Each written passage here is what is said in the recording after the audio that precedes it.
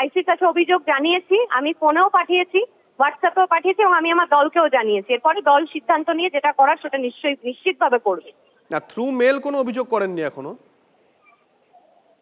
আমি এখনো করিনি, কিন্তু আমি মৌখিকভাবে অভিযোগ করেছি। এই যারা যারা রয়েছে এখানে এই নামের, আপনি বলছেন এই নামের ওখানে তৃণমূল কংগ্রেস কর্মী কেউ নেই, তাই তো? নির্মাল্য না সেনগুপ্ত, না দেবাশিস দত্ত? না, এই নামে কোনো টিএমসি কর্মী নেই। এরা সবাই বিজেপির বহিরাগত এবং বিজেপির সক্রিয় কর্মী।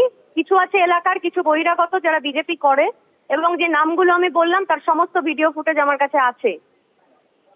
লাভলি দেবী, আরেকটা প্রশ্ন, ওখানে তো আপনাদের সিটিং কাউন্সিলর রয়েছেন, আশেপাশে অনেকগুলো ওয়ার্ডে কাউন্সিলর রয়েছেন, গতকাল কাউকে কেন দেখলাম না?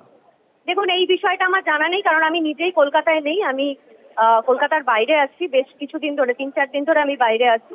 তো এই বিষয়টা আমার জানা নেই, আমি এই বিষয় নিয়ে কিছু বলতে পারবো না। আরেকটা প্রশ্ন, এই যে যার বাড়িতে অভিষেক বন্দ্যোপাধ্যায় গতকাল গেছিলেন, এই সঞ্জু, এলাকার লোকজন বলছেন যে এরও রেপুটেশন ভালো না, তৃণমূল করতো, দাদাগিরি করতো, অত্যাচার করেছে। দেখুন, এখন যা অবস্থা হয়েছে তাতে যারা বিজেপি করবে তাদের রেপুটেশন ভালো, যারা তৃণমূল করতো তাদের কারোর রেপুটেশন ভালো না। তারা সবাই চোর গুন্ডা, এটা বিজেপি বলতে চাইছে। তো বিজেপির একাধিক লোক রয়েছে যাদের নামে নারী নির্যাতনের কেস রয়েছে, যারা এলাকায় সমস্ত বাজে কাজ করে বেড়াতো, এখন তারা সবাই সাধু হয়ে গেছে, কারণ বিজেপি ক্ষমতায় এসছে। এটা বিজেপির নেচার। এলাকার লোকজন বলছে কোনো ডেভেলপমেন্ট হয়নি, এই সঞ্জু তোলা তুলতো, এলাকার লোকজন বলছে আশেপাশে বাড়ির।